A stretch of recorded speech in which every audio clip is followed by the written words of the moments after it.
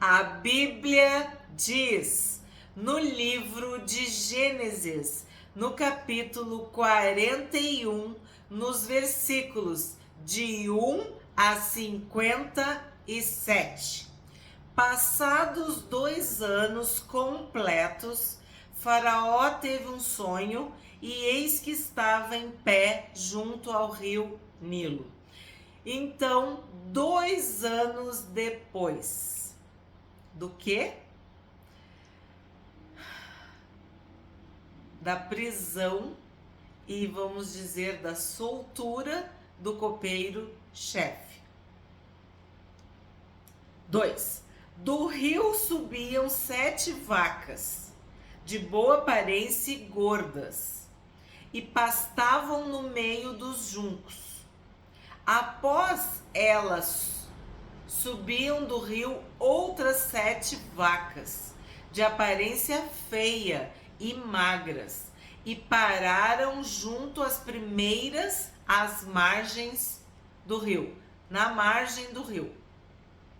As vacas de aparência feia e magras engoliam as 7 vacas de boa aparência e gordas. Então Faraó acordou.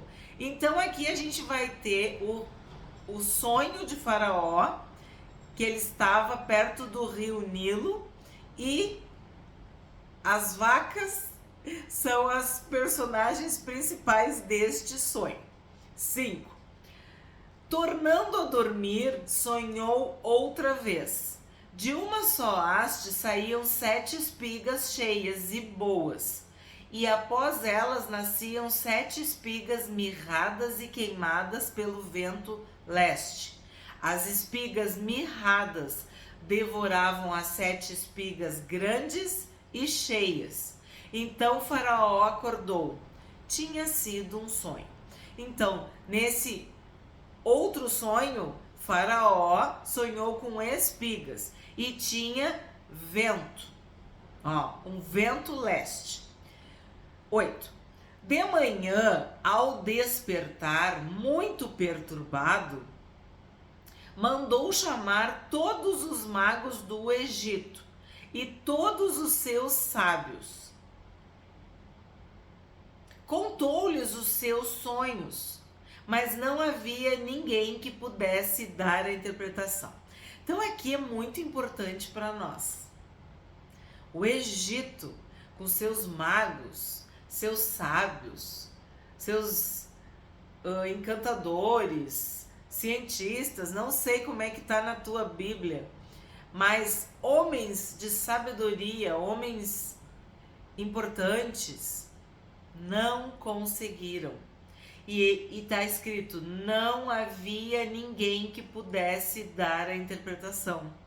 Não havia ninguém.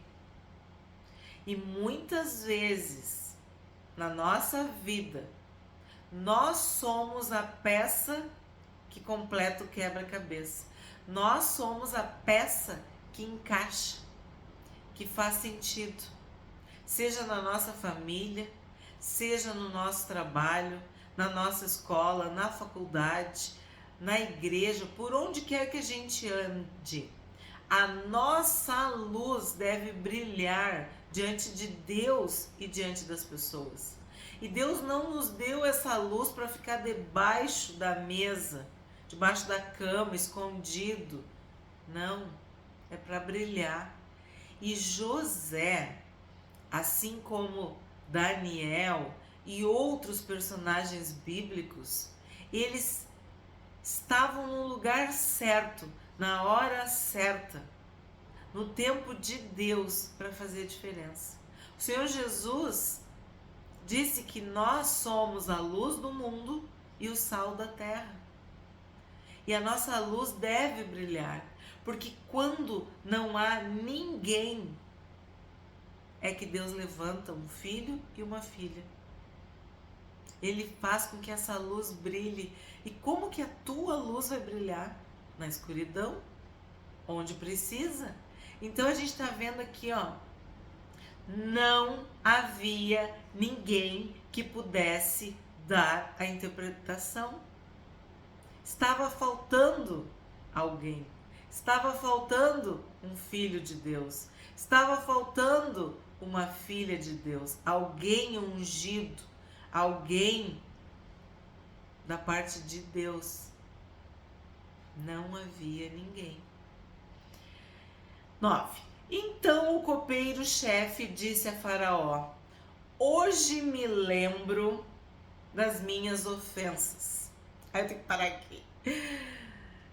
Nós não podemos confiar nas pessoas, ou depender das pessoas, ou colocar a nossa expectativa, a nossa felicidade, a nossa esperança, a nossa vida nas pessoas. A nossa fé, a nossa esperança, a nossa expectativa tem que estar em Deus. E quando José pediu para o copeiro lembrar dele e ser bondoso, o que aconteceu? O copeiro não lembrou e ainda por cima se esqueceu. E agora, no versículo 9, ele diz: hoje me lembro das minhas ofensas. Quando o Faraó ficou irado com os seus servos e me pôs na prisão, na casa do comandante da guarda, a mim e ao padeiro-chefe, tivemos um sonho na mesma noite, eu e ele. Sonhamos e cada sonho tinha o seu próprio significado. Achava-se conosco um jovem hebreu, escravo do comandante da guarda. Contamos a ele os nossos sonhos e ele nos deu a interpretação, a cada um segundo o seu sonho. Então, 2 anos antes, o copeiro não lembrou. O copeiro se esqueceu, mas agora ele lembrou. E ele lembrou de um jovem hebreu. E aí eu tenho que meditar com vocês. A identidade, o testemunho, a reputação, o caráter de José. Quando ele diz, um jovem hebreu, escravo do comandante da guarda. Aí tu vai dizer, mas era porque era a nacionalidade, era o povo dele. Sim, mas para nós, quando alguém fala sobre Deus nas nossas vidas, isso é uma honra. Quando lembram de nós, por causa do nosso bom caráter, por causa da nossa boa reputação, por causa das nossas atitudes, por causa do nosso testemunho de vida, de fé, de conduta, pelo nosso trabalho, pela nossa lisura. Pode passar 2 anos, mas aquela pessoa deixou uma marca positiva. E no tempo de Deus, vai ser lembrada, vai ser valorizada, vai ser honrada, vai ser reconhecida, porque é assim que Deus age. Tu tem que semear para depois colher. Então, quando ele diz, achava-se conosco um jovem hebreu, tinha algo de Deus nesse jovem, tinha algo especial. Claro, ele interpretou os sonhos, né? E aconteceu, se cumpriu. Mas o que a gente vê aqui? A identidade de José, que não se contaminou, que não se desviou, mesmo estando na cadeia, na prisão, na masmorra, vamos dizer, ladeado, né, entre pessoas de conduta duvidosa. Ele era inocente. E ali ele estava aprendendo. Ele estava fazendo um estágio, uma faculdade ali naquela prisão. E sim, isso me lembra Daniel também. Daniel esteve na Babilônia, mas a Babilônia nunca teve Daniel. Daniel sempre pertenceu ao Deus Altíssimo. E por onde quer que ele andasse, onde quer que ele andava, seja lá o que ele fizesse, era para a honra e glória de Deus. Quem orar vai ser morto. Ele não só orava, como orava 3 vezes por dia e com a janela aberta.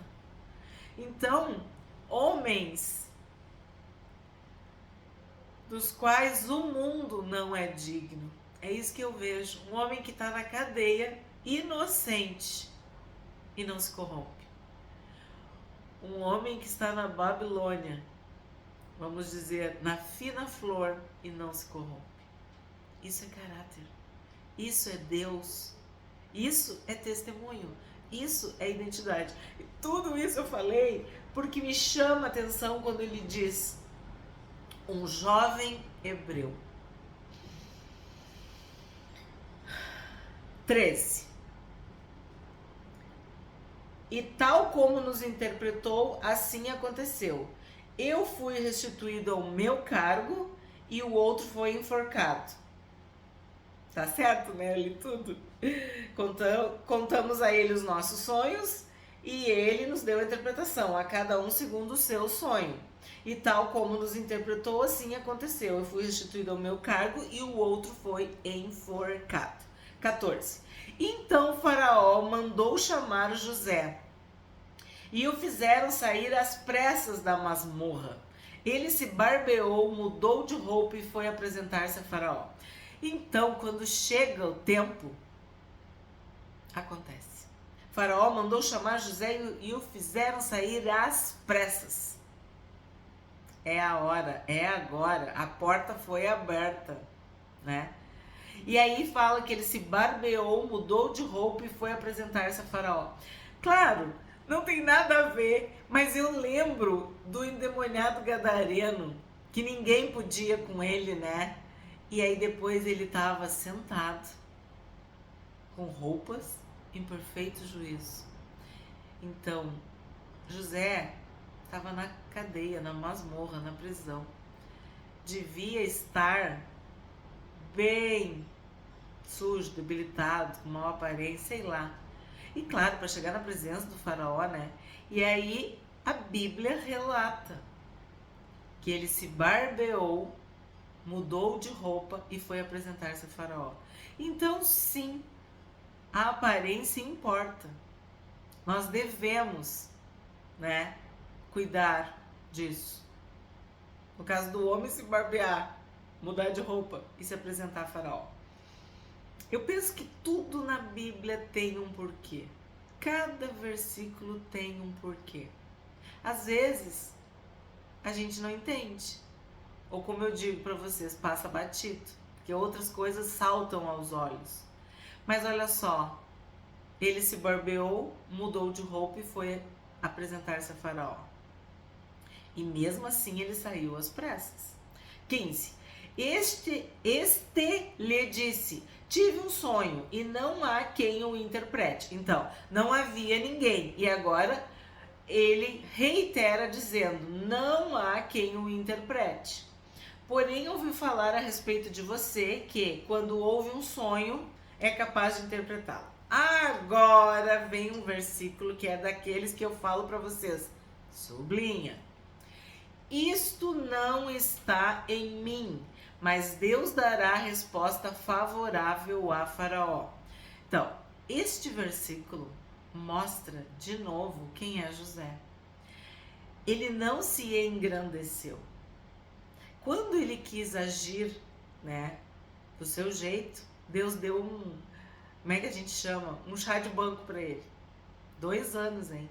Porque ele quis tomar a frente. Quando chegar lá no faraó, lembra de mim, seja bondoso. E Deus disse: não é assim que vai ser. Então, agora, ele tem de novo a faca e o queijo na mão. E o que ele faz? Ele é humilde. Isto não está em mim, mas Deus dará resposta favorável a Faraó. Então, o que acontece? Quando as pessoas te elogiam, tu é provado pelos elogios que tu recebe. Tu é de Deus, a glória tem que ser para Deus. A pessoa te elogia, amém, muito obrigada, mas Deus é que me deu essa capacidade. A glória de Deus, esse dom, esse talento, essa graça, essa força, essa alegria, não sei, a capacidade de resolver problemas, tantas coisas. é Deus. Isto não está em mim. Todo dom perfeito, toda boa dádiva vem de Deus, do Pai das luzes. Ele é gracioso, Ele é bondoso, Ele dá dons às pessoas, né? Então José deixa bem claro, isso não está em mim. 17. Então Faraó disse a José: no meu sonho eu estava em pé na margem do Nilo. Nilo é o rio. E eis que subiam dele 7 vacas gordas e de boa aparência, e pastavam no meio dos juncos. Após estas subiam outras vacas, fracas, muito feias e magras. Eu nunca tinha visto vacas tão feias em toda a terra do Egito. E as vacas magras e ruins devoravam as primeiras 7 vacas gordas. E depois de as terem engolido, não davam aparência de que as tinham devorado, pois o aspecto delas continuava ruim como no princípio. Então acordei. Depois vi em meu sonho que 7 espigas saíam da mesma haste, cheias e boas. Depois delas nasceram 7 espigas secas, mirradas e queimadas pelo vento leste. As 7 espigas mirradas devoravam as 7 espigas boas. Contei isso aos magos, mas ninguém foi capaz de me dar a interpretação. Então, pela terceira vez, foi reafirmado: não havia ninguém capaz de interpretar. Tem que repetir, assim como Daniel na Babilônia. 25. Então José respondeu: o sonho de Faraó é apenas um. Deus revelou a Faraó o que ele vai fazer. Então aqui José está se preparando, né? Está, vamos dizer assim, anunciando a interpretação. 26. As 7 vacas boas serão 7 anos. As 7 espigas boas também 7 anos. O sonho é um só. As 7 vacas magras e feias que subiam após as primeiras serão 7 anos, bem como as 7 espigas mirradas e queimadas pelo vento leste serão 7 anos de fome. Esta é a palavra, como acabo de dizer a Faraó. Deus manifestou a Faraó o que ele vai fazer. Eis que vem 7 anos de grande abundância por toda a terra do Egito. Depois virão 7 anos de fome. Toda aquela abundância será esquecida na terra do Egito, e a fome consumirá a terra. E não será lembrada abundância na terra, por causa da fome que seguirá, porque será gravíssima. Então, o que José está falando aqui? Que haverá abundância seguida de escassez. E isso é uma lição para nós. E a gente usa essa expressão, né? As vacas magras, as vacas gordas, né? Nós devemos aprender que a vida é feita de tempos, fases, estações.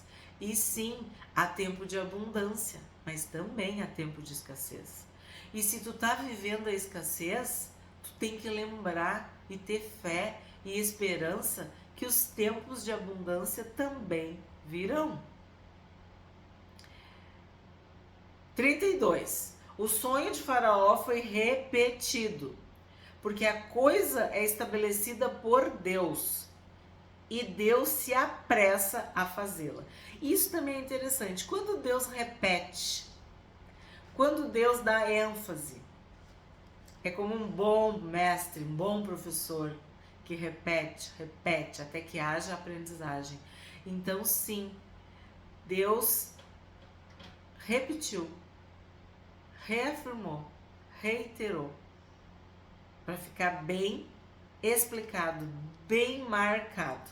33. Agora, pois, Faraó devia escolher um homem ajuizado e sábio e encarregá-lo de dirigir a terra do Egito. Faraó devia fazer isso, pôr administradores sobre a terra e recolher a quinta parte dos frutos da terra do Egito nos 7 anos de fartura. Esses administradores deviam ajuntar toda a colheita dos bons anos que virão, recolher cereal por ordem de Faraó, para mantimento nas cidades, e guardá-lo em armazéns. Assim, o mantimento servirá para abastecer a terra nos 7 anos da fome que haverá no Egito, para que a terra não seja destruída pela fome. Então, aqui, José está dando uma sugestão.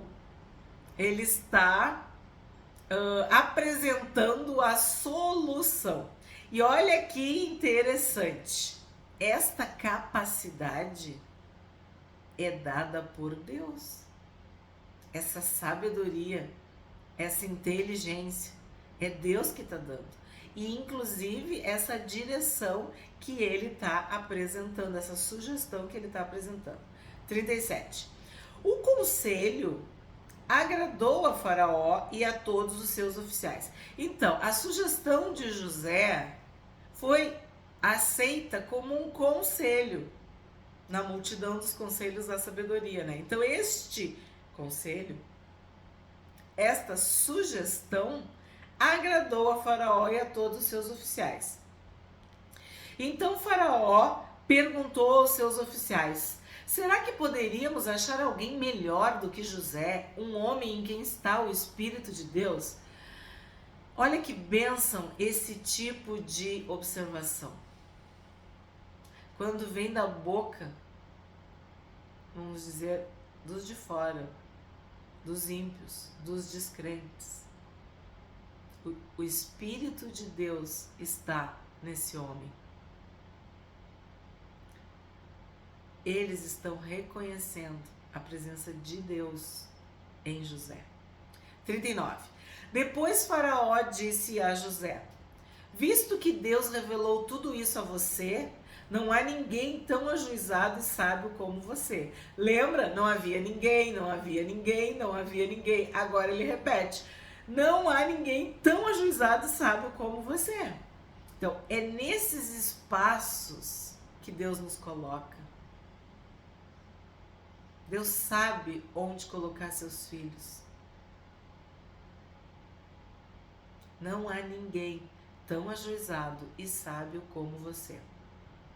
Você será o administrador da minha casa, e todo o meu povo obedecerá a sua palavra. Somente no trono eu serei maior do que você.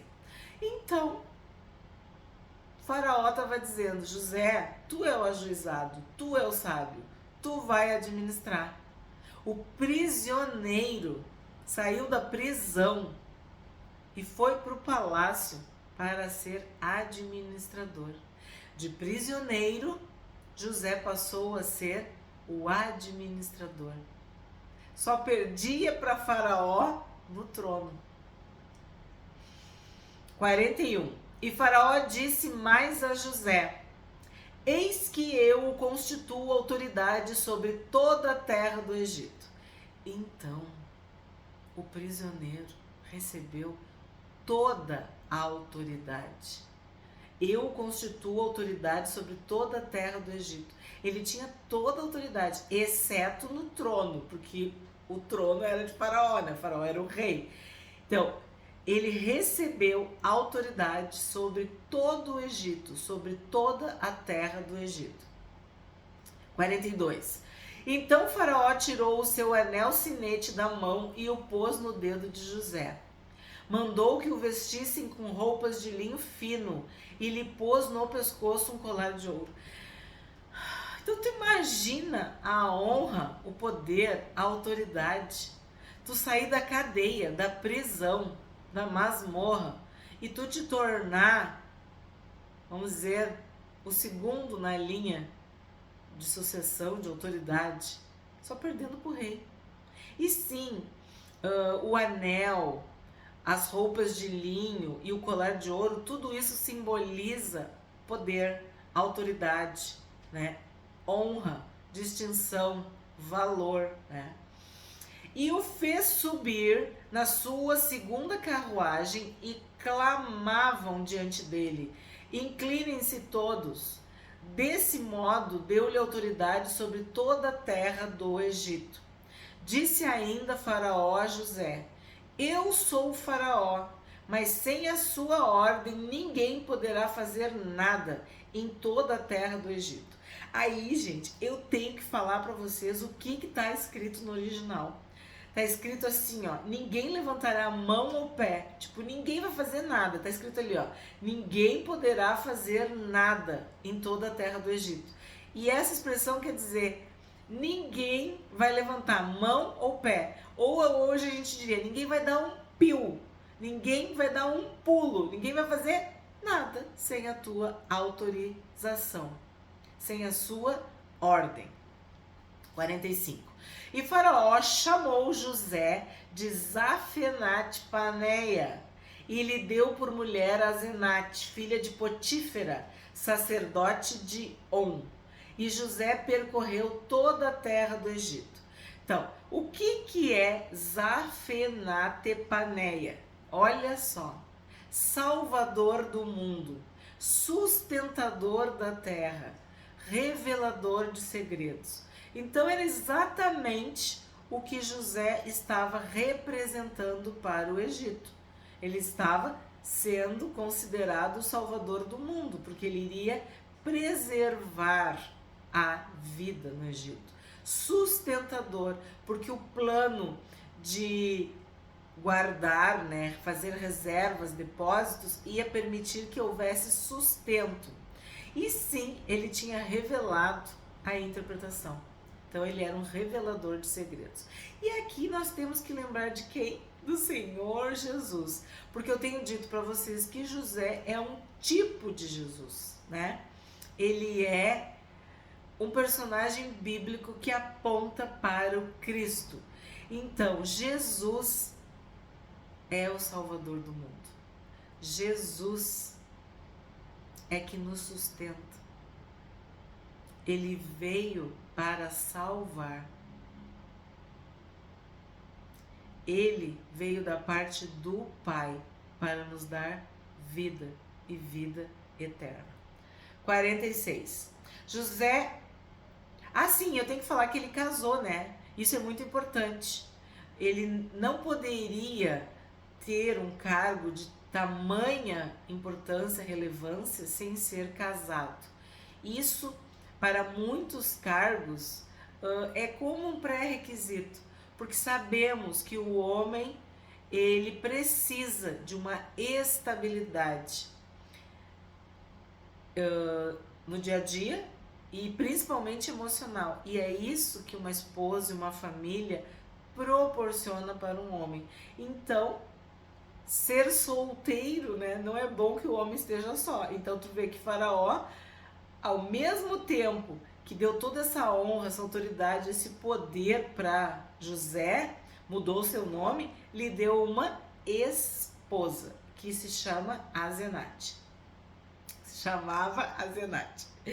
46, agora sim.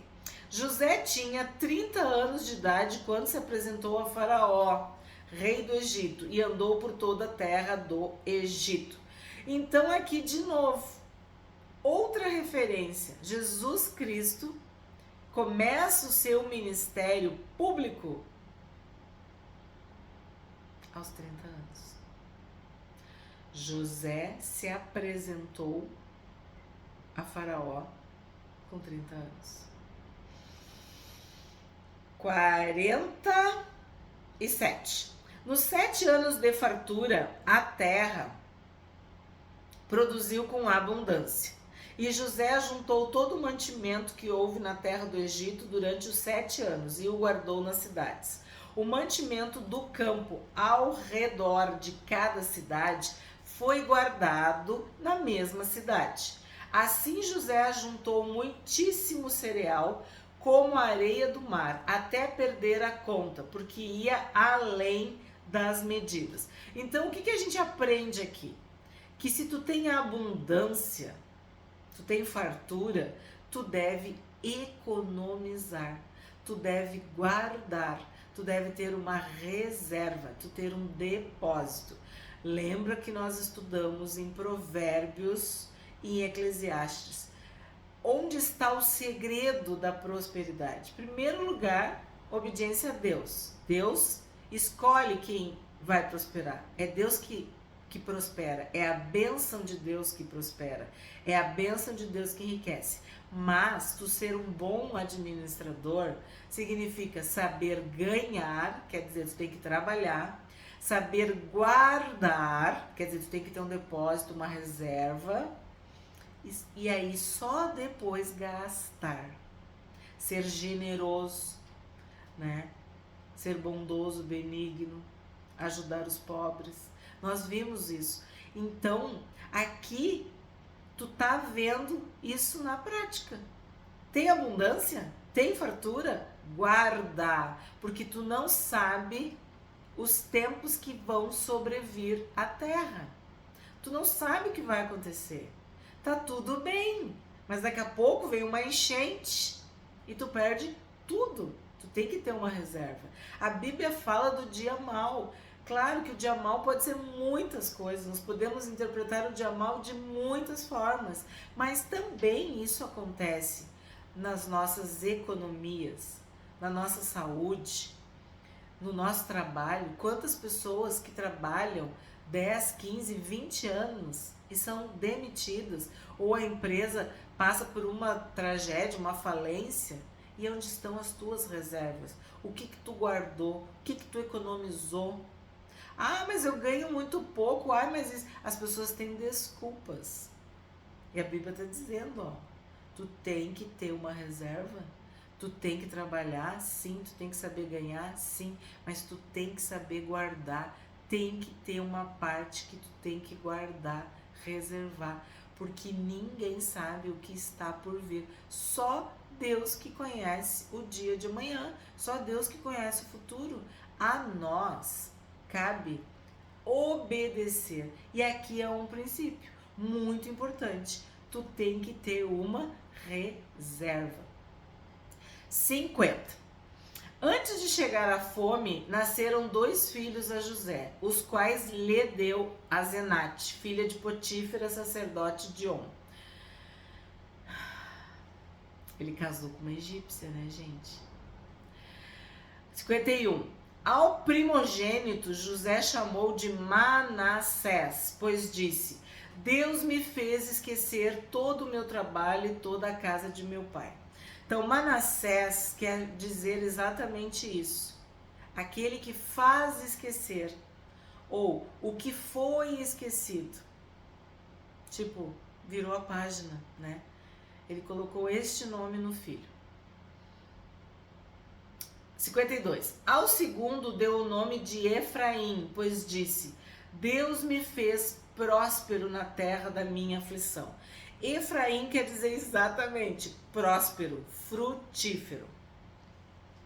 E sim, olha o que ele fala, ó, o Egito foi a terra da sua aflição, porque ele foi vendido para o Egito, ele estava trabalhando, né, na casa de Potifar, mordomo, e ele foi caluniado, difamado, injustiçado, foi para a prisão. Então assim, ó, o Egito foi uma aflição para ele. A gente imagina, né, que foram 12 anos tudo, porque quando o relato de José começa, quando ele ainda está na casa do seu pai em Canaã, a Bíblia diz que ele tem 17 anos.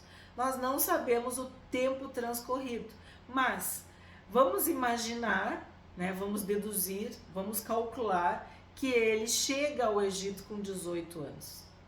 Por que a gente fala isso? Porque o número 12 é um número muito simbólico, porque os filhos de Jacó eram 12, as tribos 12, e partindo do princípio que José tem muitas semelhanças com o Senhor Jesus, aos 12 anos Jesus estava no templo, discutindo, confabulando, questionando os os escribas, os mestres da lei, os doutores da lei. E ele só retorna aos 30 anos. Então dá para a gente concluir esses dois números. 12 com 18, 30, né? 18 com 12, 30. Seria também uma semelhança. Então, 12 anos de aflição na terra do Egito. 53. Passados os 7 anos de abundância que houve na terra do Egito, começaram os 7 anos de fome, como José havia predito. E havia fome em todas as terras, mas em toda a terra do Egito havia pão. Tem que entender que o pão é o trigo. E lá no Egito, eles tinham o rio também, né? Esse rio Nilo era a marca registrada de abundância, de prosperidade, de fartura. Mas, mesmo diante da fome, o rio Nilo não deu conta, né? Não foi suficiente. Então aqui quando ele fala havia pão, é resumindo tudo, né? Não era só pão, mas havia provisão, né? Havia alimento, havia sustento. 55. Quando toda a terra do Egito começou a sentir a fome, o povo clamou a Faraó por pão, e Faraó dizia a todos os egípcios: vão falar com José e façam o que ele disser. Havendo, pois, fome sobre toda a terra, José abriu todos os celeiros e vendia aos egípcios, porque a fome aumentava na terra do Egito. E todas as terras vinham ao Egito para comprar de José, porque a fome aumentava em todo o mundo. Então, olha que interessante. Tá com fome? Falem com José. E aí a gente lembra dos outros episódios em que havia fome na terra e as pessoas iam para o Egito. Quantas vezes isso aconteceu? Mas, como eu disse, na maioria das vezes, por causa da fertilidade que o rio Nilo proporcionava às terras do Egito. Mas nessa circunstância, José tá com fome, estão precisando de alimento, falem com José. Incrível, né? Este foi o capítulo 41 de Gênesis, que conta a história do prisioneiro que se tornou administrador do Egito. Se tu gostou do vídeo, curte, comenta e compartilha. Se tu não for inscrito do canal A Bíblia Diz, te inscreve.